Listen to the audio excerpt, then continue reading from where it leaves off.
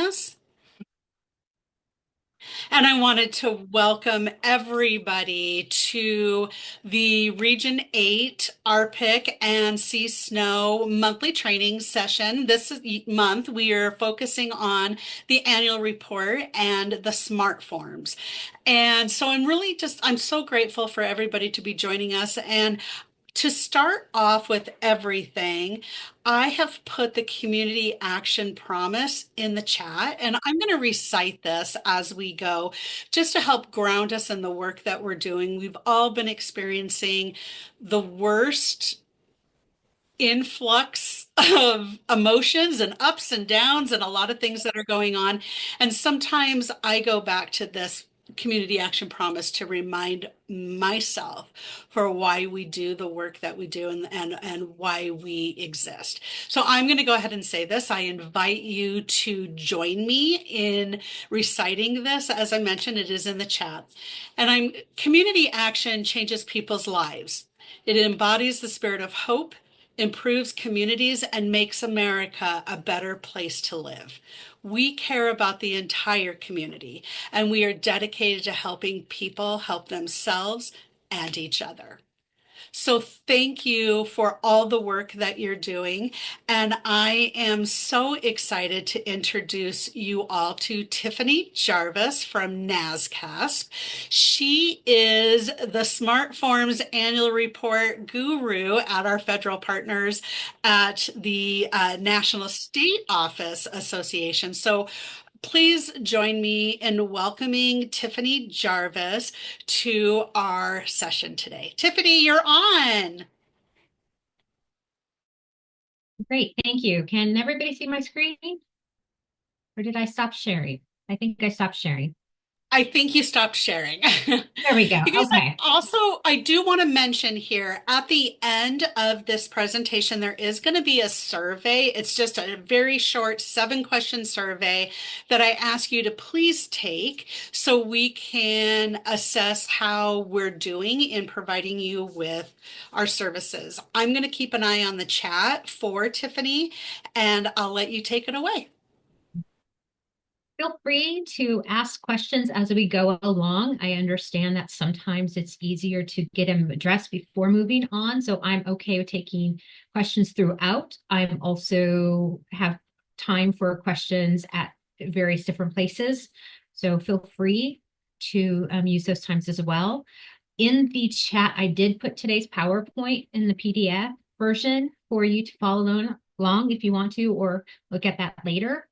I want to make sure you have that.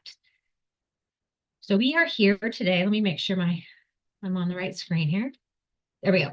So my name is Tiffany Jarvis. I am the research director at NASCSP, which is the National Association for State Community Service Programs, which is the state offices basically that administer CSBG as well as weatherization. And we do have a grant under OCS, so it's a cooperative agreement. So I always have to put a disclaimer on everything that just because we're funded by them doesn't necessarily mean we represent them and the views that they have. So that's your disclaimer. So today's presentation, we're going to talk about, okay, why are we here? We want smooth, successful, error-free FY24 annual report submission. For those that are using smart forms, we're going to talk a lot about those. But everything we talk about today will also help those that are using state systems or their own systems to produce that XML file. We also, how are we going to accomplish this? We're going to be learning about the report sections, how everything works together, top validation issues, recent changes. I'm sure everybody is probably curious about the new changes that are coming out for this year and asking questions. And what is today's agenda? We're going to do a report overview, understanding the why. I think that's important. Data validations, report sections, and for Q&A. So let's just do a quick overview of the report. There's 4 modules, 3 of which are for the agencies. Module 1 is for the state offices. Module 2 and Module 4 have smart forms. I'm going to skip Module 3 for just a moment, but Module 2 and Module 4 have smart forms for them in which you input data and you create an XML file, and that's what's uploaded to OCS. Now, agencies may not have to create the XML file. It may be something that they submit the actual Excel file to their state office, and then the state office produces the XML file. But that's kind of the difference, because Module 3, the state submits the Excel file as is to OCS. So those are the four modules. Module 2 is about your agency's resources, agency capacity. Module 3 is about your community level initiatives. And Module 4 are about the individuals and households that you serve. Recent changes, this just came out maybe like Friday, a week ago from Friday. And I'm sure everybody's probably very interested and curious about how these changes are going to impact your FY24. So Module 3, Strategy 6.G2E was removed, as well as Strategy 6G2F. These are the ones that are under the multiple domains category, and they both specifically talk about equity and diversity. So due to the recent EO, the executive order, OCS had to remove that from the report. And under Module 4, so under Module 3, there's a couple of strategies that were under 2F. So basically everything's moving up 2. So the original 2G is now 2E, 2F is now 2. So, that's how it's just all kind of changing numeric order. For Module 4, gender is no longer the category under the all characteristics report. It is now sex. And there's 2 options removed from sex. That would be the other and the unknown not reported. Because of these changes, the total is now the all characteristics report C1C. It used to be E, 1E, and now it's 1C. And there is no validation anymore. Remember, on the all characteristics report, your totals for the most part have to match the unduplicated number of individuals for whom you have one or more characteristic on. Well, because the sex total is now only male female, it may or may not add up to your unduplicated number. And because of that, it's been removed. That validation has been removed. And then this was not a part of the OCS memo, but it was something that OCS had us do when we worked with our vendor to update the smart forms. Service 7L was also removed, and this service is immigration support services. So it's no longer on the report as well. And because of that removal, again, whenever we remove something and there's something below it, everything kind of moves up in numbering.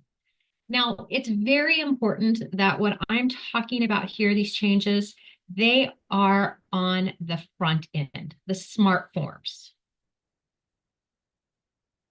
The information on the XML file is going to remain exactly how it was before these changes.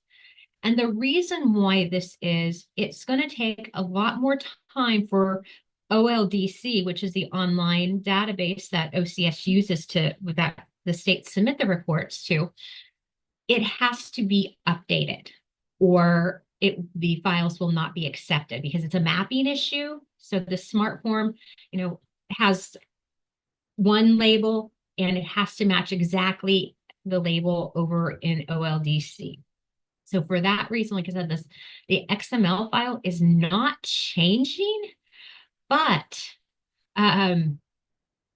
this is this is something very important for state systems, because you're not going to have to change anything on the back end. So really, the changes had to be on the smart forms, which is the public-facing documents. Now, the XML file will probably be changing in the future, And I'll give you some suggestions about how to do it for this year, since it still has to be on that XML file. But right now, it is not changing. So my suggestion, and we'll go over this a little bit more later, is zeroing out or blanking out one of these three data points under Module 4. It doesn't apply to Module 3, but it does apply to Module 4. So understanding the why.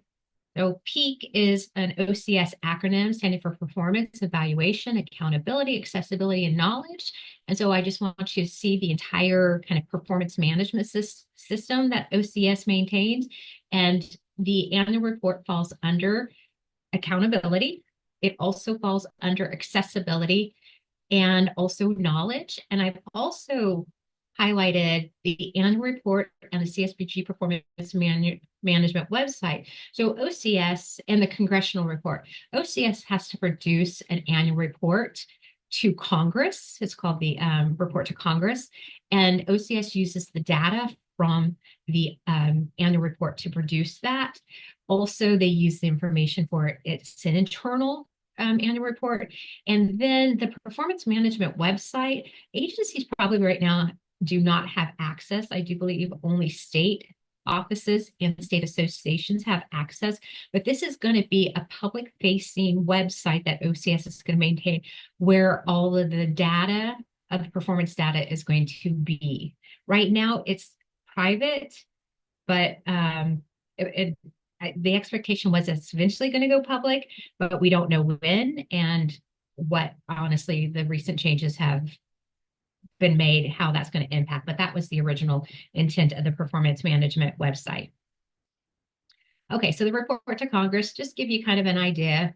The goal is to have an accurate, robust national report that demonstrates accountability with federal funds and showcase the great things happening at the local level. And I think that's very important because, yes, we are showing accountability, but we're also showing the good things that are happening with those funds. The problem is sometimes the data quality issues on the local level does impact the national's ability to meet this goal. I'm going to give you an example. Significant differences between years. And this is a real example. Sorry.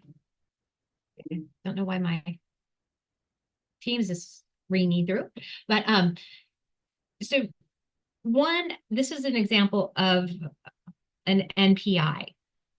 That one year it was 87,000.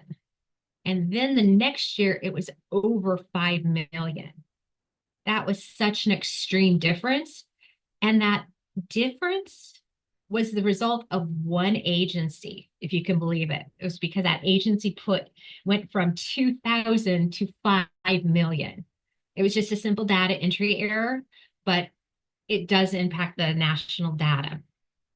Another one is like a mismatch between the primary and dependent data point, where these are supposed to be equal to each other.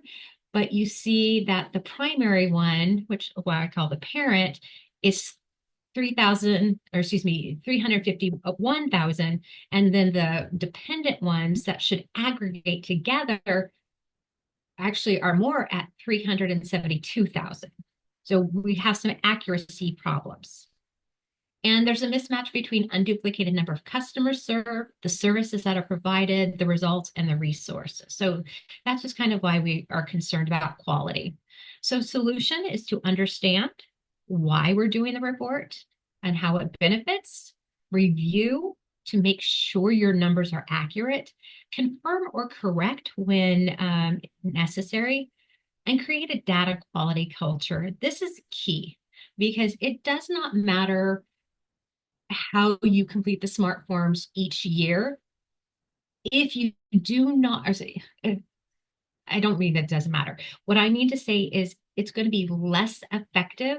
We're not going to meet our goals if we do not have a data quality culture, because we're reporting and we're just putting numbers on a paper and they don't mean anything to us. But if we have a data quality culture, then they mean more, the numbers, and we understand the numbers, and we also implement practices to help ensure that our numbers are as accurate and robust as possible. So just what I quite mean by this is what is being reported, what should be tracked, when it is being tracked, who's responsible for tracking, how the information is tracked, and are all in the know about what is being tracked. If you have an NPI that asks for youth and your staff who are responsible for tracking it do not know what the definition of youth is, then that may be an issue. How is the data being reviewed? Who's responsible for reviewing the data? When the data is being reviewed and what is being reviewed? And then finally, what is the outcome of the review? How are good data collection processes being acknowledged? Because I firmly believe that we need to celebrate our successes. And so when something is going well and we're doing something well, we need to let people know and encourage that behavior to continue in this process. How are errors being fixed and are changes being implemented to prevent future errors? And that's key. If we continue doing the same thing over and over again and we have to fix it, why not go back to the beginning and find a way to fix it before, be proactive? So that's what I mean by creating a data quality culture. And that will ultimately help the agency with ensuring they have accurate information that they're either submitting on smart forms or on through their data system. So let's look at some validations.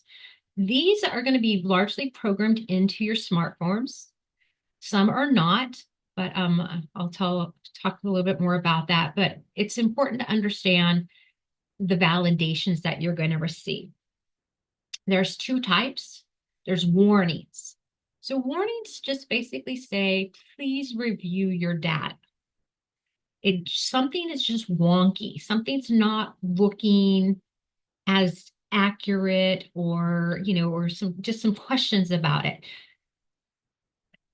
Now, when I say a data needs to be reviewed, and this is a warning on the national level, but it may be an error on your level, because it's important to understand that nationally, we're only looking at kind of at the highest level. If your number went from 5,000 to 5 million, that looks very wonky. And all we can do on the national level, because we don't know your data, we can say, it looks wonky. You had a significant difference between the 2 years. Take a second look at that just to make sure it's accurate. Well, when the agency's reviewing it, you may discover, oh my gosh, that was an error. It wasn't, we had a data entry error, or we had a mapping issue in our data systems. So sometimes a warning on the national level is really an error on your level, but only you guys can identify those. So the data may be incorrect. That's what I mean by that.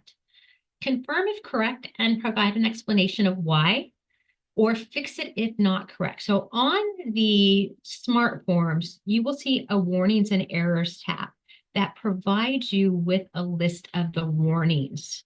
And it's important that you look at those and you can be proactive and provide an explanation in advance and with a comments template. We'll go over that a little bit, or you can do it post when you get your review memo after you've submitted your data.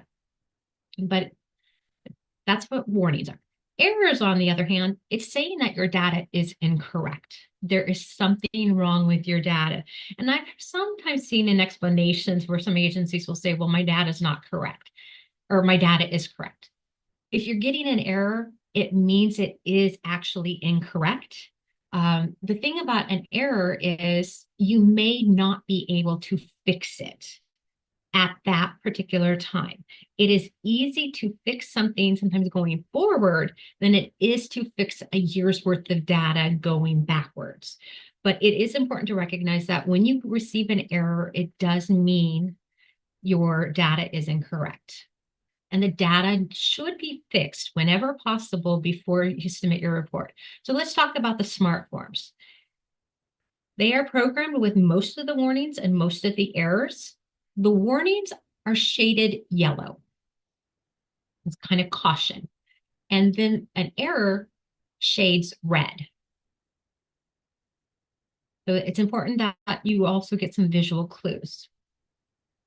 So there are categories of data validations, and this is where your federal review memo is going to start looking a little different this year. We're going to have a category and then the what you need to do about it message. So just know that it's going to look a little different, and these are the categories that you're going to see in that first column. And one of the reasons why OCS wanted to go this direction is to create issues, and so we can kind of see where there's qualities differences and maybe provide some additional training if necessary, or maybe that validation needs to be changed. So that's why we're kind of going for the category, to start with the category to make it easy for aggregation. Oh, so the first one is changes between current and previous FY fiscal year. So this is a warning. This is the significant differences that you will see on your smart forms. You will see this one mostly on module 2. So it's on the section A, which is your CSBG resources, and section C, which is your all resources, or section A is your CSBG expenditures, excuse me, not resources, your expenditures. And section C is about the resources the agency receives. That's where we see a lot of the year-to-year differences, and there's 3 possible ones that you will receive. The first one is that there is a difference between last year's and this year's number, where this year's number is either 100% more or 50% less than last year's. And the reason why this is a warning is because that may actually be the case. Let's take bill funds under WAP, weatherization. Well, there was a significant increase in most everybody's weatherization allocation. When CARES, CSBG CARES money came in, there was an increase in CSBG allocation. And so there's reasons for that. So that's why it's a warning, but only you as an agency can say, yes, this is correct. And this is why our money changed significantly between the years. The other 2 are about 1 year is a 0 and the next year has a number. So it's either 0 this year and money last year, or money this year and 0 last year. So that's what we're kind of looking at. Now, one of the things what I'm going to talk about here is when you look at changes between current and previous year, use a lens of, does it make sense? Are you expecting it?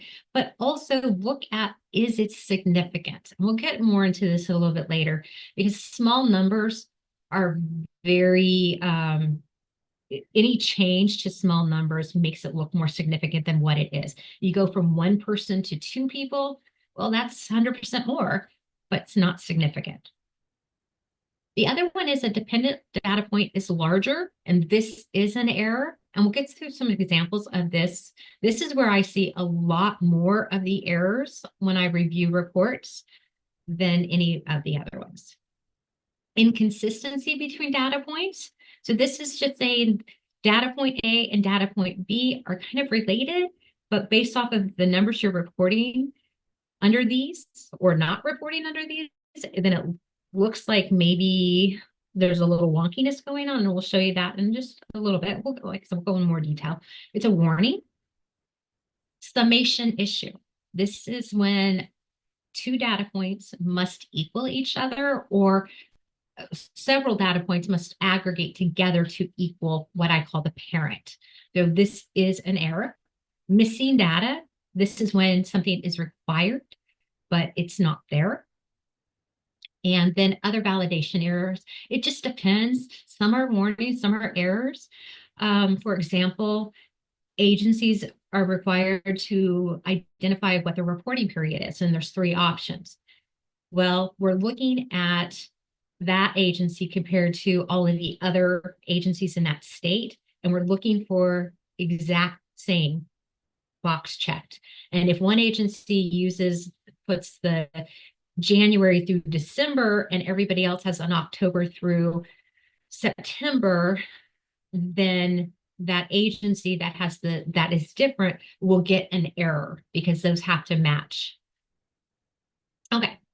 So let's look a little bit more into these because these are where we see the most common errors. And I have some screenshots for you. So when you are completing your smart forms, some of these things, a lot of these things are actually going to be programmed into your smart forms. And it's just important to understand what they mean.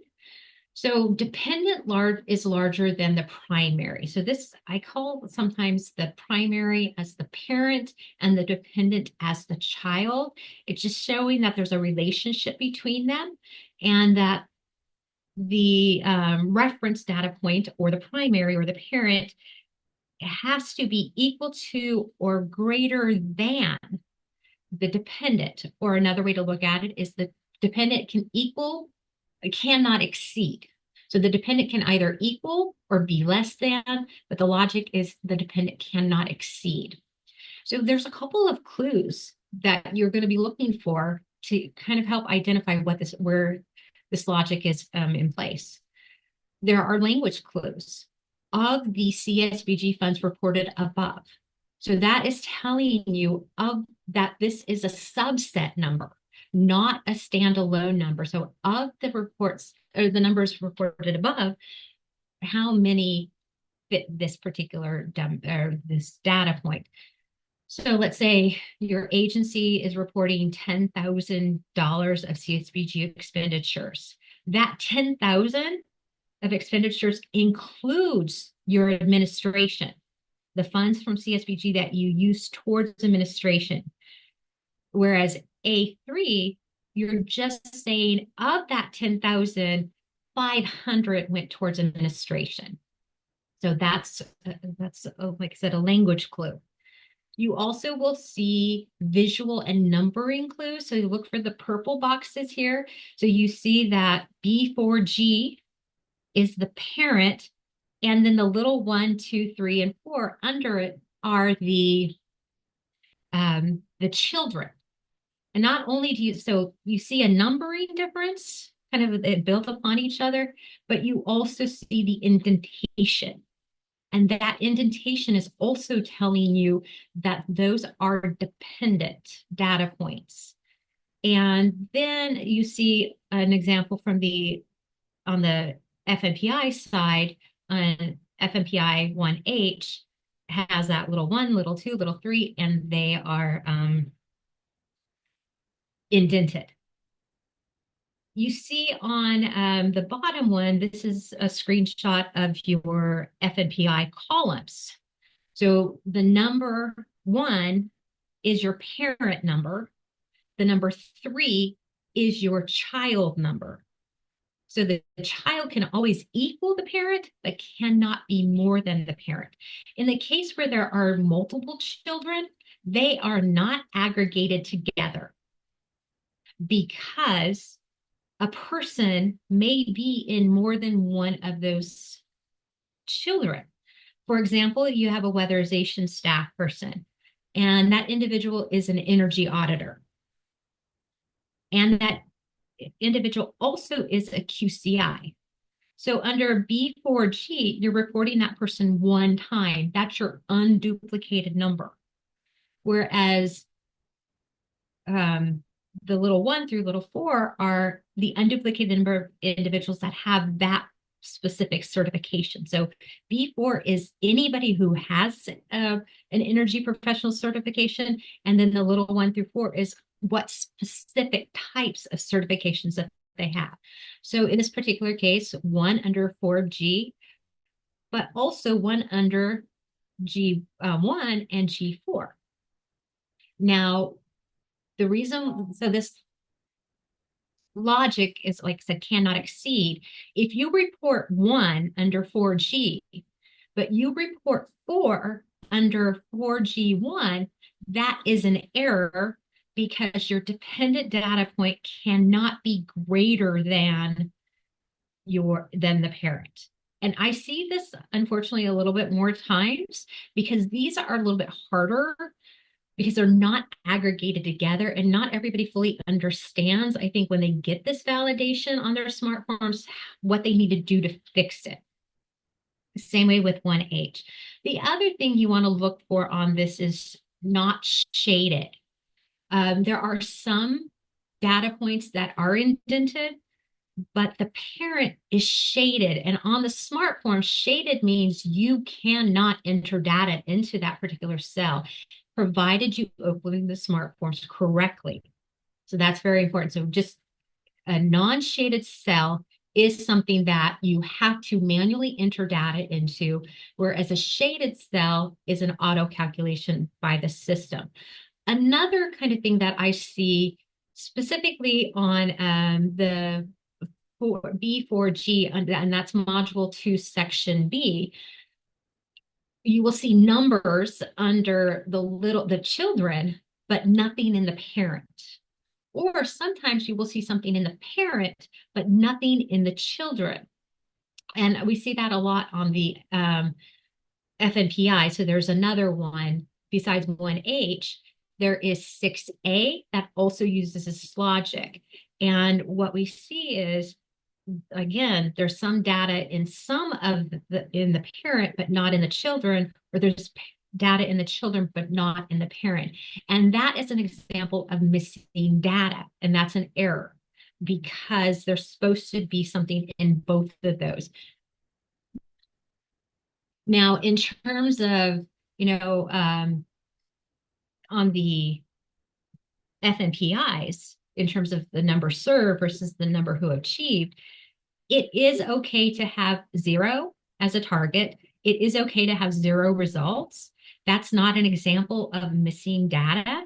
An example on the SMART forms for missing data for this is if you don't enter at least a 0, because the system on the SMART forms requires you to enter, if the services has a number, then the logic is there should be a target and there should be an actual result. And zeros are okay. Blank is missing data. Zeros would put it into the category of inconsistent. And I just want to explain that a little bit more, because inconsistent data basically says, like I said, 2 pieces are a little bit wonky if you look at them together. So if you had 100 people served under that particular outcome and you have 0 targeted, well, that's going to be inconsistent, because usually if you have people served in that particular area, then you would expect a target to be set. And also, if you have anybody served, then you would expect there should be at least 1 or more outcome achieved. Now, this is not absolute. That's the reason why inconsistencies are warnings, not errors, because you may have a time when you have 5 people working on a particular NPI and you don't set a target because it's an insubstantial service that your agency's doing. So you're focusing your targeting efforts on the ones where your agency does more. And so you may not have a target. You may not have a result if others have, or the individuals working on it haven't yet achieved it, because sometimes our services take a little bit of time to actually achieve the outcome, and the outcome achievement may be on the next year's report, not on this year's report. So I always tell people to think about column 1 under the FNPIs, regardless of if you use smart forms or state system. It's 3 numbers aggregated together. The first number is the number of individuals who were working on that particular NPI and achieved. So that's your number 3 number as well. But number 1 also includes the number of individuals who were working on that indicator but have not achieved it yet. So kind of the ones that are still in progress. And then the third number is those that were working on the outcome achievement that were not able to achieve the outcome. So if you think about it in terms of that in that way, then you start to see that usually number one is going to be a much larger number, not much larger, but a larger number than the actual results. Is that 100% absolute? No. But for most of our services, does everybody who comes in and starts working on that is successful? Because we do have individuals that are not successful for whatever reason. It may be that life has changed for them and now they have to focus on something else. It may be that that person moved, but you still started working with them on it. So just think about it that way, because it's inconsistent. Like I said, if you have 100 people working on it, but you have 0 outcomes being reported, because it doesn't really fully make sense about why nobody to date has achieved it. But it also doesn't make sense of, like I said, if you have 100 in one column, column one, and you also have 100 in your third column, and not for one particular indicator, but think about it as a whole, because that a particular validation is not going to be on 1 or 2, but if you have a pattern of having your column 1 and your column 3 equal each other, because that is implying that maybe you're not using column 1 correctly. You're only including those that actually achieved, and you're not including those that haven't achieved yet or those that were not able to achieve. Okay, so summation errors. Again, look for clues. We have language clue. Usually they say auto-calculated. And you'll see this language on the smart forms, and you'll see it also on just the forms that you can get from OCS's website. That's just the PDF version of the report. So it's important that auto-calculated means a summation. And it's always of the numbers that are above it. So in this particular case, A4 is auto-calculated based off of 1, 2, 3. You're also looking again for the visual and numbering clues. And so here you see that indentation, and you also see the progression in numbering. And the other thing that you'll see when you're looking for summation, when you're working with the smart forms, you will see shaded cells. And the auto-calculated cells are the ones that are going to be shaded. Sometimes it's faint. So you see on the FMPI 5I on your screen, it's very faint, but it is shaded. You see housing, the total is shaded. You see ethnicity up at the top, that is also kind of lighter shaded. So sometimes they are different.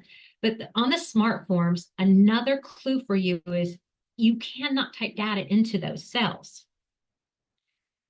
And that is a very good indication that, it is an aggregation or sum. Now, I mentioned that usually it's above, that the numbers that are being aggregated together, the children that are aggregated together are usually above, but not always. When it comes to the FMPIs, there are 3. There's 2C, which is about children. 2C and 2D are under the education one. So they're talking about kids and achieving certain education outcomes. And one is 0 through 5, one is from 5 to 13, I believe, and the other one's 14 to 18 or something like that. Or no, 0 through 3. It's early Head Start, 0 through 3, Head Start, 3 to 5, and then the other one is basically those that are from first grade to 18, high school. So it's the primary school age years. So those are 2C and 2D. And then you see 5I also has the same logic of where the children must equal the parent. In these particular 3 cases, what's being added together is actually below. When you look at it on the resources page on module 2, which is section C, you look at it on module 2, section A, it's always above. And on the all characteristics report, it's always above. Okay. So must equal, but no clue. This is sometimes where you just have to know the validations. But if you use the smart forms, it'll tell you and it'll guide you to your answer of how you need to fix it. So in this particular case, the item A is the unduplicated number of individuals, and item B is the unduplicated number of households. And you see there's totals. 6A, the 4 is the total of those that you're obtaining ethnicity on. That's going to be compared to A, and those two numbers must equal each other. And 11 is looking at housing, and the G must equal the B number. And you will see here an example of an error that you're going to receive on your smart form. It says the total count cannot be greater than the total unduplicated number of all individuals. So item A. So your fix is to either look at, well, your fix is to look at both of your numbers. Is your A number correct?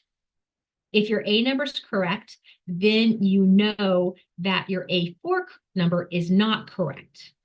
And so if your A4 number is not correct, then that means one or more of your little 1, 2, 3, and 4 are incorrect because it's an auto-calculated. So you can't just go in and change A4. You have to change the numbers that go into A4. But let's say your A4 is correct. Well, then that means your A total is not correct. And so you need to up or decrease that total. So the message will say cannot be greater than, but the message also may say cannot be less than. So it's important to look at the language that you're going to get on your smart forms because it's going to tell you where you need to start. Now, this is important to note that if you have an agency system or a state system, some of these validations may not be programmed in to your systems, but it's still something that you need to manually look for. So parent data points.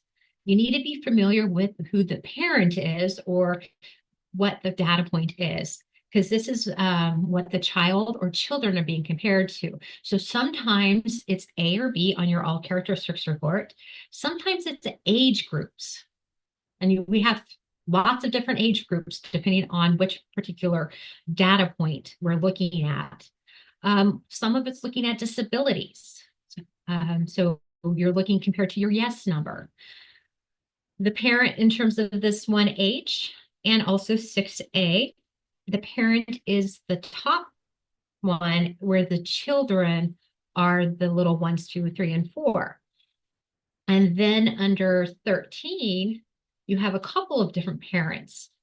You have other income. That's what you're looking for. Any of the sources that say other income or a source, those are added together. And then compared to 14, which is your other sources of income. And then 13 also refers back to the non-cash benefits. So now you're looking at C, D, F, and H.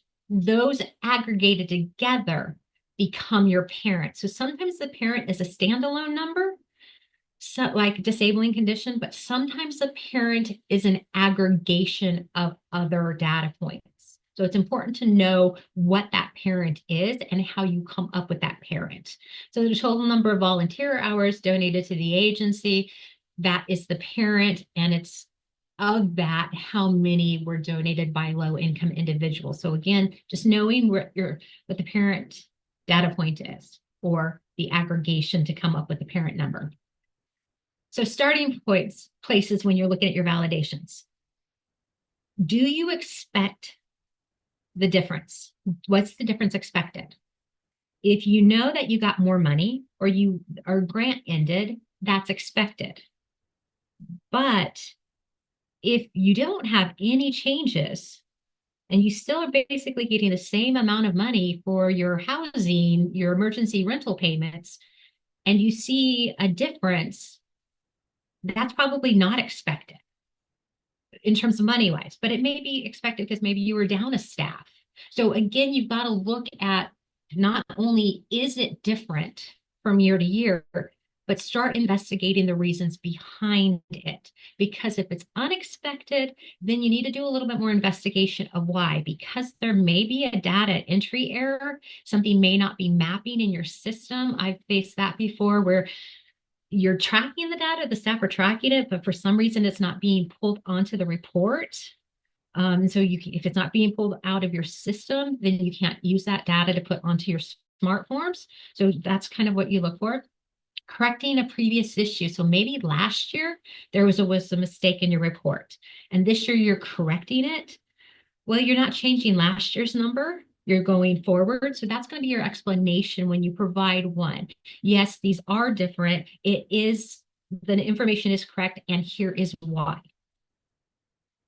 Then you got to also identify which of the cell or cells is the culprit. I was telling you about how you're looking at a specific trait total compared to the unduplicated number of individuals or unduplicated households. You know that if those don't equal each other, there is an error. But if it's the trait total, then you can't, like I said, you can't just change the trait total. You have to change the cells that went into that trait total. So you need to find out where your error is coming from, and you've got to address it where it's originated. Figure out what's just the most correct. So sometimes when you have discrepancies like that, you just kind of need to investigate which one's correct, because that's going to tell you where to start. Figure out what is missing or what is wrong. Outcome language versus service language. This is important because if you look at the indicators, you can do Z indicators. And sometimes we see service language that says the number of individuals served, the number of participants, the number of bags of food.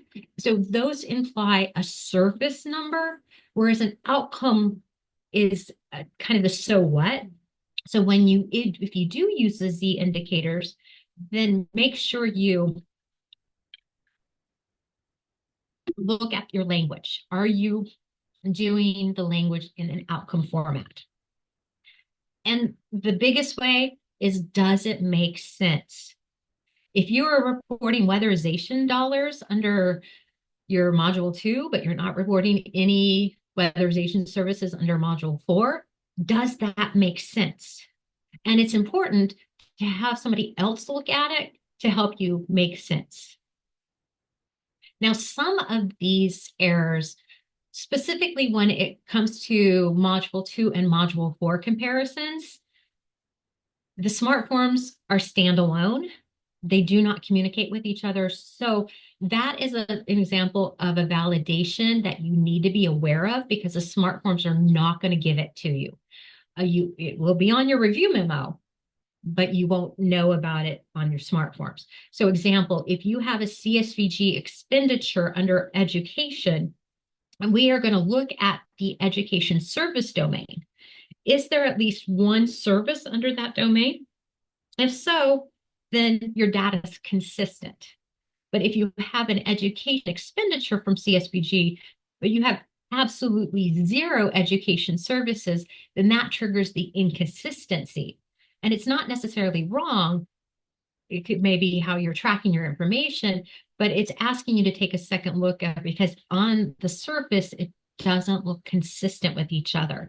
Now, that particular inconsistency error or warning doesn't go reverse in that, because you may have a service under education, but not have an expenditure from CSBG. And that's because other people or other funders are paying for your education services. You're reporting them, but you don't have a CSBG expenditure because you're not using your CSBG expenditures that way.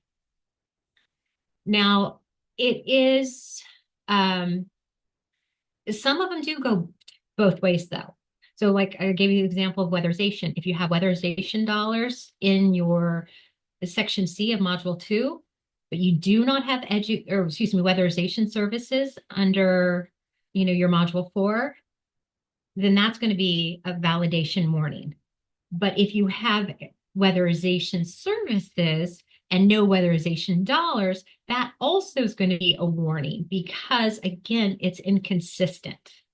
So that's what kind of like use that logic. Does it make sense? And when you look at it, you're not just looking at that particular number. Did we, we're serving 100 people in our employment. Yeah, okay, that makes sense. But you're also doing cross comparisons on the does it make sense?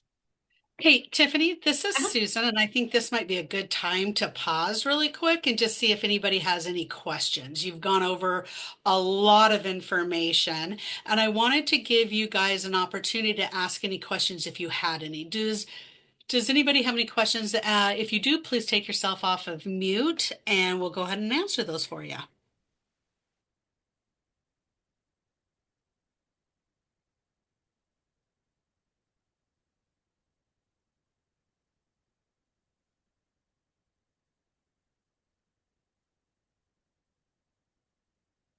All right. Well, Tiffany, not hearing anybody come off of mute. I don't see anything in the chat, but I really wanted to just stress what you were just talking about. Knowing your own data is what's really important. As eligible entities, you know that you guys have to report on all the services that you have. So making sure that you understand what funds are being used to pay for what services is critically important, and that not all services have outcomes. So thank you, Tiffany. I'll let you just continue on. Okay. That also, not all services have outcomes, but if you have an outcome, then you should be reporting a service. And sometimes we see that. So that's another inconsistency of you have an outcome under the employment domain, but you have no employment services. So it looks wonky. Another thing I want to go back and touch upon is about Well, targeting. before you wait, Tiffany, I'm going to stop you on that one. Really quickly, if you're providing a transportation service, that doesn't come under an employment, that's currently under supportive services. So your service doesn't necessarily match that by domain. How does an entity work with that? That's when, that's first of all why it's a warning, not an error, because there are exceptions, but only you can identify those exceptions. So case management is also another good example where you may have lots, you're tracking your service as case management, but you're tracking their outcomes under the specific domains. Maybe you help this individual get a GED, you help this individual, obtain a job, this person obtain childcare, this person obtains transportation. So you can be all across every domain, especially with case management or those services under multiple domains. It's important just to kind of answer, if you're going to be proactive, first of all, look at it. Are you expecting, does that data make sense to you? Yes, okay, we're tracking our service under case management. So yes, we would have all of these outcomes, but we may not have services under them. So that makes sense. If it doesn't make sense, it's like, yeah, no, we should be having some employment services or transportation services or whatever. Then you use that. And that's when you review your data and make changes. But if it does make sense and you have a reason for it, that's when you're proactive using that comments template and just providing an explanation of, yes, our data is correct. We provided case management. We track it under services, under case management, under domain 7, but we track the specific outcomes under, the other domains. So an explanation is going to be helpful in those situations. Another thing to think about is targeting. Now, this is going to be defaulting to your state and what your state requires you to do.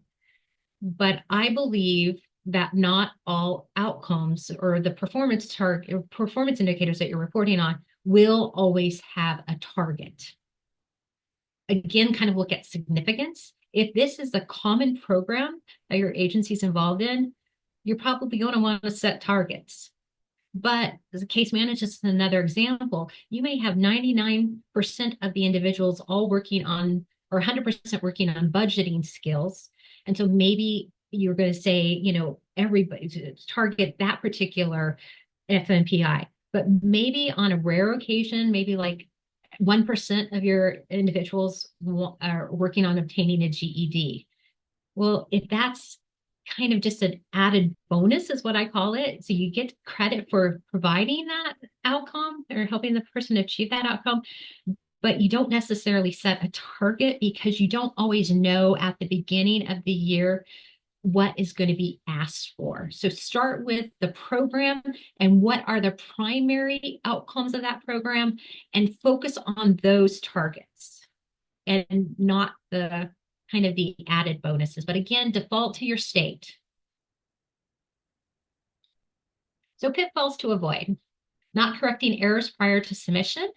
Exception is when you're not able to correct in the past, correct going forward. So it's important if you're not able to correct an error, because an error on the smart form will be and remains uncorrected, will be on your data validation memo unless you provide a comment. If you were proactive and provide the comment in advance and your comment matches the error, sometimes I've seen where the comment doesn't match the error, so it still has to be on their comment in their quality assurance review memo. But if you cannot correct something because it is too difficult to go backwards, I would put in my comments template that I'm unable to correct it. And then I would also communicate with my state and maybe, in your review memo, kind of that you're working on implementing new steps or new processes future going. So it's kind of like acknowledge the error, but also don't just be okay with the error, be proactive and make changes so that you don't have the errors again. Trying to explain insignificant differences. If you go from one staff to two staff, you will get a validation on your smart form. I'm not going to be looking at that on your national review. OCS is not looking at that. We are looking at ones that are more significant. Now, significance is a little challenging because it is specific to an agency. For one agency, 100 may be significant. For another agency, 100 is not significant. It just depends on the size of the agency and what they do.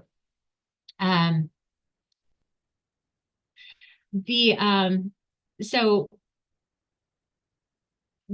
I always encourage people to kind of use that is it significant test, because it's not always going to be on the review memo just because it's on the smart form. And if you get some on your smart form and you're just like, I'm not really sure if I should, if this is, something I need to spend my time on, you can always ask and I can let you know. But also, again, default to what your state says. I'm talking from the federal side of things on the national, but I cannot comment about what your state has specifically said.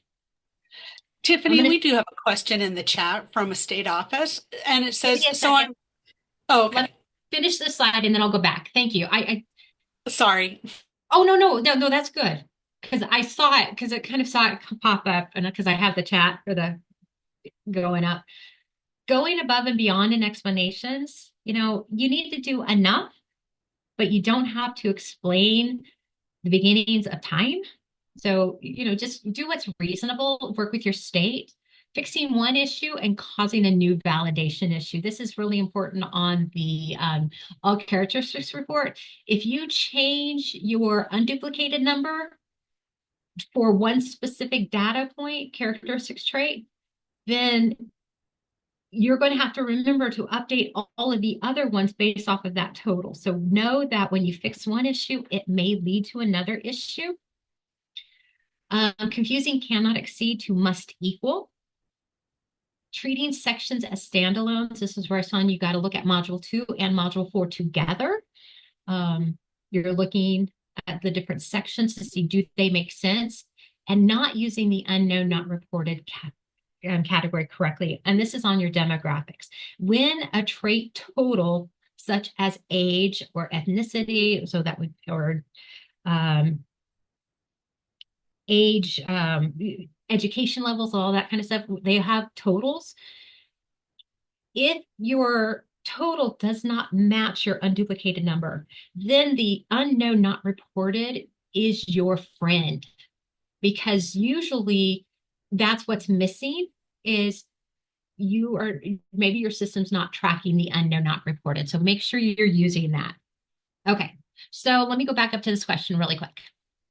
Okay. And Kimberly's with a state office, if that Okay. makes any difference for you. Okay. No, they will not match. Because we are removing two of the options, A and B, or yeah, 1A and 1B will not necessarily aggregate to equal, or so they aggregate together to form 1C. 1C may or may not be equal to your unduplicated number of individuals. And that is okay, provided it's not greater than. So if you are reporting 10 individuals as unduplicated and your trait A and B total 15, that's going to be the error you receive. But if your A and B, so your males and females only total 5, it's not going to be a validation because yes, 5 is less than 10, but you're not reporting everybody. You're only reporting the 2 known demographics. So that And does not need to be answered. And Tiffany, really quickly, did you mention something that was not going to be changed on the XLM form? And this would be going up to the feds, uploading it from there is where you'll see that. So I thought maybe you Yes. might want to reiterate that. Yeah. So it's only going to be on your forms. So you know what? Let's go ahead and I'm gonna oh I'm gonna skip ahead really quick. Oh, I don't know. Let's see. Let me.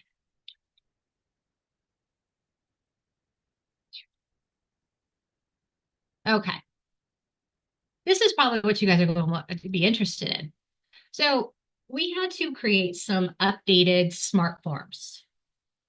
Um, NASCSP produces the smart forms with the vendor, and then we give them to OCS. Well, there's new smart forms coming if they haven't already. Um, Maybe President's Day kind of delayed the delivery, but there are new smart forms coming your way. You're going to probably, and I cannot speak absolutely to what OCS is going to require. This is me assuming what's going to happen, that OCS may require the information to be transferred to the new forms. And so if you're using smart forms, and I'll show you just in a moment the changes. So there is a way programmed into the new form that you can transfer your data over to the new form without having to recomplete your information. That's important. So you save your updated version. So when you get the new form, save it, but rename it, usually like with updated or put the date on it, because you don't want to override what the old form is. You want to keep that old form. So save it with as an updated version. You need to make sure that your macros are unblocked and enabled on both versions, both the outdated one and the new updated one. Okay, that's important. You've got to enable macros on both of them. You need to delete any data from the 3 data points that are going away. And I promise you, I've got an example that I'm going to show you in just a moment. So make sure those are numbers, delete it. You just delete the numbers out of it if you have them used. Make sure the old version is closed. This is key. You can't have both versions open at the same time. You can only have the new version open before you start the transfer, but you have to start with them both open first because you need to make sure your macros are enabled. You need to make sure that there's no data in the old one and those 3 data points. And then you close the old version after you save it. It'll ask you to save. Make sure, so now after you've done that, you're going to now use the import data into the smart form button. And I have just a copy picture of it right here. And then you do that. And then you just verify that your data was transferred. And then that's what's going to be submitted is the revised version. Now, it may be that your state requires you to do a revised XML file or the Excel file. Now, the state offices may actually do the import feature for you. I'm not sure. Each state's going to look a little different. So you may or may not have to do these steps, but it's important for everybody to know them. So I'm going to stop sharing for a second because I need to share something else. Let's see. Okay, now share. Because I want to take you through this example. So you guys can see this in real time, what you're going to be seeing. So you see, this is a copy of the current or the outdated one. So you see that we have other and unknown not reported, and you see we have numbers. So first of all, you see that my macros are enabled because I do not have I'm not seeing your screen. You know Is what? anybody else? Oh, there we go. There we go. I didn't click the share button. Oh, sorry about that. Okay. So now you're seeing my Excel here? Yes, now I Okay. see it. Thank you. Okay. So you see here, we got other and unknown not reported, and it still says gender, right? This is your old form. And so you see that my macros are enabled because I don't have that yellow bar or I don't have the red bar. So the red bar says it's not unblocked. Your macros are blocked. The yellow one says your macros are not enabled. So you got to make sure you don't get either one of those. And so you see we've got numbers here. And now what I'm going to do is zero these out. Well, actually, the smart forms will not allow you to put zeros in your demographics. You just have to delete your data. So what's going to happen now is you see we've got a data validation error because your total is not matching your unduplicated number. Ignore this. Ignore it. Do not try to fix anything because your male female number does not have to add together to equal A. Okay? So just ignore. Then you also want to come over to your support services tab. And this is the one that's going away. And so you see this agency hasn't used this. And so now I don't have to do anything to this. I'm ready now. I'm done with this one. I've made sure my macros are enabled, and I've also made sure that my numbers are blanked out. It's going to ask me to save it. Okay. Okay. Now I'm going to stop share. Well, I probably don't need, I just probably need to move it over. Okay, let me make sure this time I can actually do this one. Let's see, share. And I'll remember to do that extra share. Okay, you guys should be seeing my Excel. You see this one says V2. That's how I've distinguished version 1, version 2. So V2 for this particular one means the new form that you guys are going to receive. Your state's going to receive it. I don't know if the agencies are going to receive it. It just depends on, like I said, your state. If you're still in the process of completing your forms, then the state may provide this to you. If you've already submitted, they may make you do this. They may do it for themselves, I'm not sure. It just depends on capacity, honestly. But you see here under support services, this used to be 7L used to be immigration support services. You see now 7L is legal assistance, which on the old form would have been 7M. And so they just all kind of went away. And then on your all characteristics report, you see this now says sex, and this says male, female. And what should not happen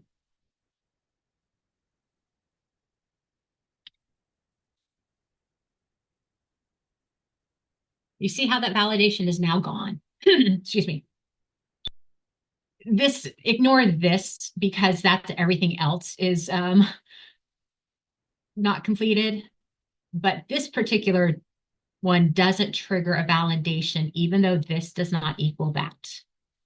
So I'm going to pause really quick and get you see what my questions are before I continue. Okay. Okay. So Wyoming's going to give guidance on this very soon.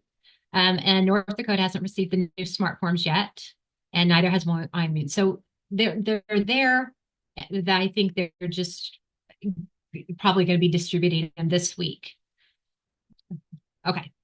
So now I've got my forms, right? So I just showed you where the differences are. Now I'm going to come over here. Okay. How do I get rid of my annotated here? There we go. Okay. Let's go this way. Okay. So now I'm going to go back to my outstanding errors and warnings tab.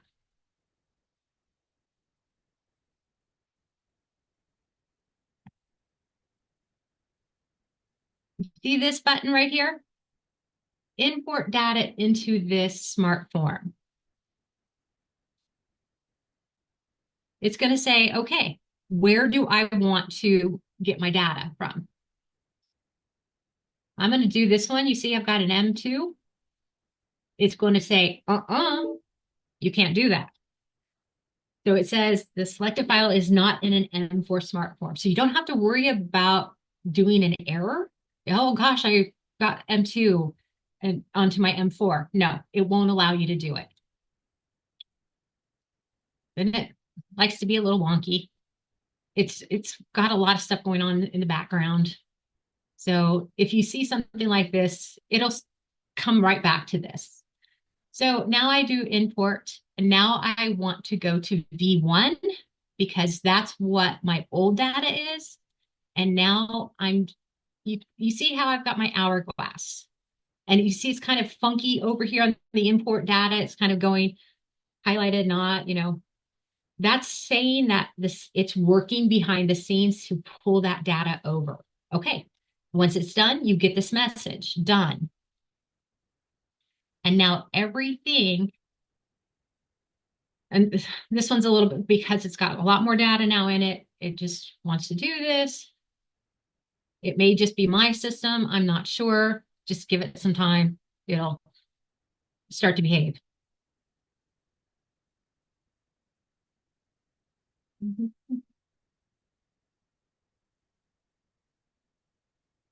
Almost there. Oh, this is my Excel's not responding. Lovely. Okay, there we go. So now you see on the original one, when I first had this form open before I did the import, it said there was an error that it was about, it basically was saying A was 100% more or less. So that's the number of individuals. Sorry, my Excel's not being nice. Okay, here we go. So now you see I have data now in this new form. Now we come over to this one, services. You see that we have, like I said, there's no data. Even if you had data in the original one, it won't come over because it's not here. And then you see here,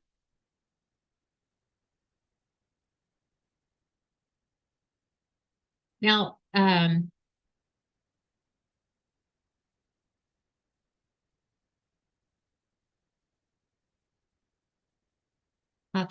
so that's a different warning there. Sorry. When we're doing this there is no errors on this. I have a feeling that our vendor did not turn off that on that one. He turned it off on the sex, but didn't turn it off on the total. So this is important sometimes. I have a feeling that if you see this red on A, come over to your errors and warning tabs, and you see there is no error. So it's just a visual problem. It's not an error. It's just the vendor forgot to turn off the visual cue. if they don't equal each other. So ignore that if there is no warrant or error over here. Sorry about that. Okay, so this is your new file. If you have to do the export,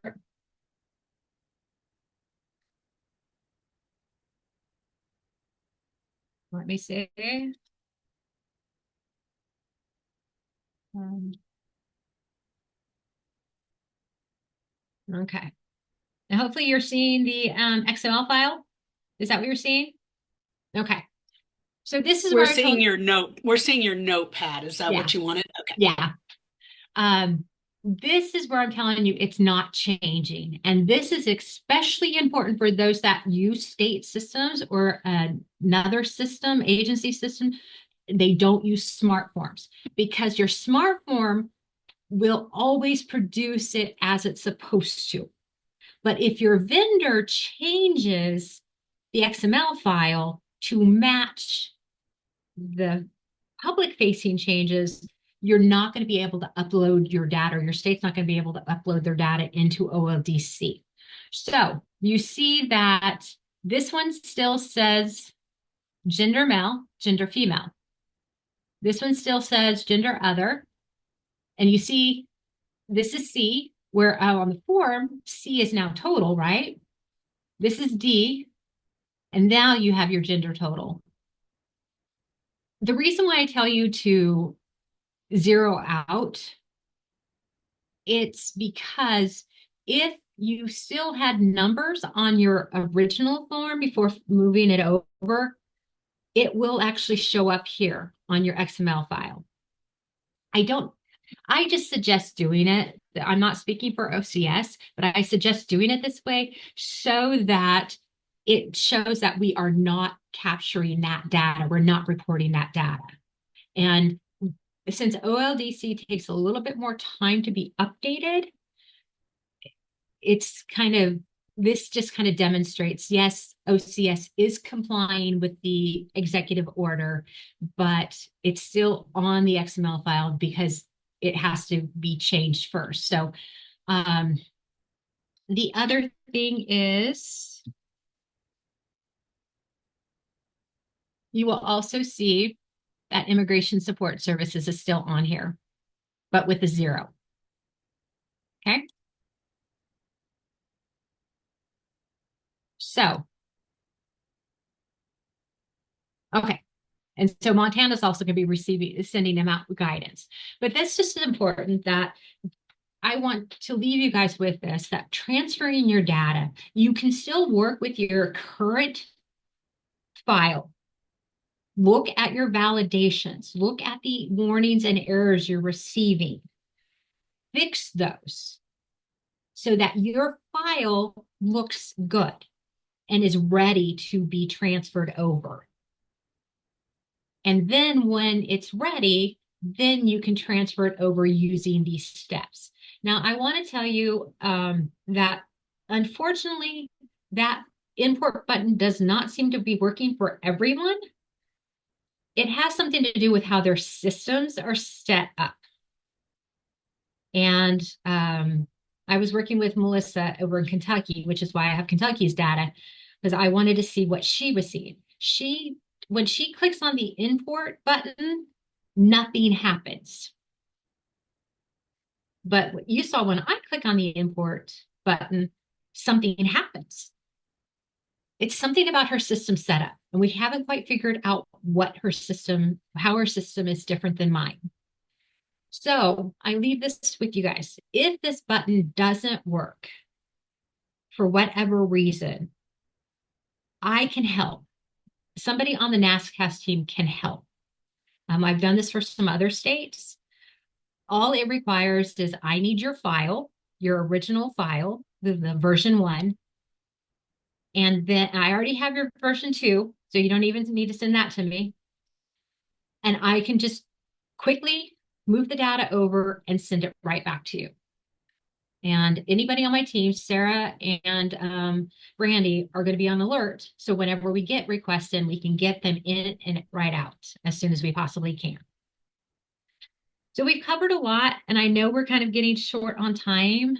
There was a few more things that I wanted to cover, but what I want to do now is what specific questions do you guys have on your smart forms or any specific data points that you want me to go over?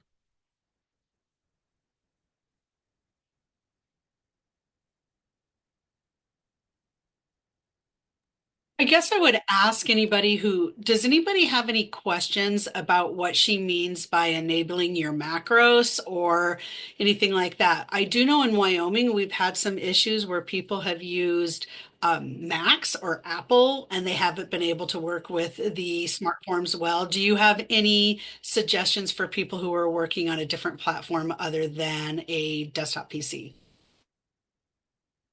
Honestly, no. This was something that was brought to our attention by OCS because we were wondering what differences are, because I've only always used a Windows-based system.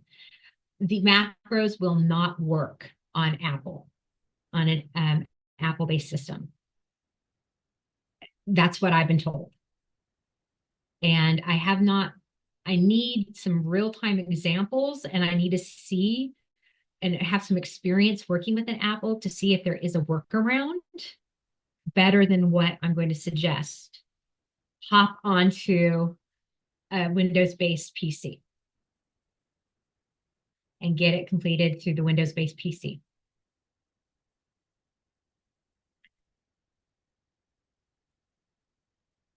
Now, unblocking macros is your first step. Not all systems require you to unblock. You will know if you have to unblock them is the first time you open your smart form and you get the red bar at the top, that shaded area. And it says the red is telling you you have to stop everything and unblock your macros. Because if you don't do that, then let me see. If you don't do that, then your smart form will never work properly. All these validations that we've talked about, auto calculating, looking at some inconsistencies between certain data points, any, missing data, without your macros, none of those will work. So you'll be like thinking everything looks okay. Then you submit your form to the state. Another problem with not having your macros unblocked or enabled, you cannot produce the XML file. And it's not as simple as turning on the macros. Once the data is already there, you basically have to use that import feature and move it over to a new form that is ready, has the macros unblocked and enabled. So the red bar means nothing's going to work because you have to do the properties and say unblock. Not all systems require you to do that, but most of the systems that I've run across, the first time you open your file, you will have that orange bar or that yellow bar at the top asking you to enable them. Now, some individuals, depending on your system, you only have to do that one time. Other times, you have to do it every single time, and that's fine. Enabling macros is different than unblocking. So you can enable it every time and it'll work fine, as long as you start working with it initially with them enabled. So it's just important that if the smart forms are not open correctly, your validations will not work and your XML file will not be able to be created. So that goes to also like not opening them in Google Sheets or anything like that. Make sure that you're keeping them all in the same original format in which it comes over to you. We have 5 minutes left, you guys. I know this has been a ton of information. And Tiffany, I sure do appreciate you coming and talking to us about a lot of these changes that are coming down from the feds. And so we recognize that there are going to be delays, that there are going to be a lot of questions. At one time, Tiffany, you had said if you have any questions to not hesitate reaching out to your office. Do you prefer just to hear from the state offices at this particular point? Um, no, I've actually worked with both the agencies and the state offices. Like if an agency has a new funding source and they're just not sure where they put it, do I put it under other, or is there an actual pre-defined category? Reach out to me. I can just answer that quickly. Sometimes the state may want the questions to go to them first before they come to me. So while I'm okay to having an agency reach out to me directly, I also am cognizant of sometimes the state wants to be involved in that too, just so that they are kept up to date about questions. So if your state, they may say send it to them first and then send it, then the state will send it to me. Sometimes the state will say just CC me on it, and other states may say, oh, just contact them. I don't care. Got other things I'm working on, right? So I default to what your state's preference is on how they reach out to us. Now, there's one thing that I do want to caution though. I do not want to be put into a um, I call it parent versus parent. You know, um, I'll just kind of give you an example. My parents divorced when I was a kid, and one time I wanted to go to this state wrestling tournament in another town. My mom said no. I went to my dad and said, Dad, Mom forgot to sign this permission slip. That's what I mean by parent versus parent.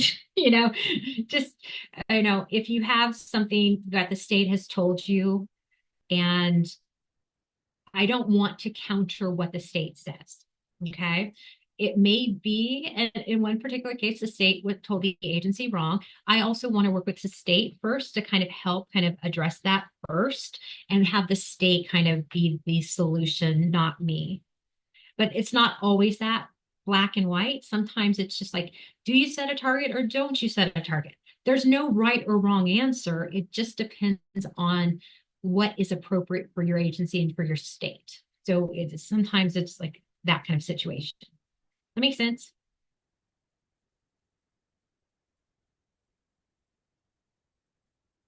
I did put my email in the chat. And like I said, I know that a lot of changes are going to be happening and a lot of questions possibly between now and when the report is due.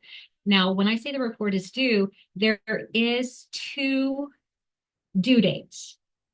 There's when the report is due from your state to OCS, and that's March 31st.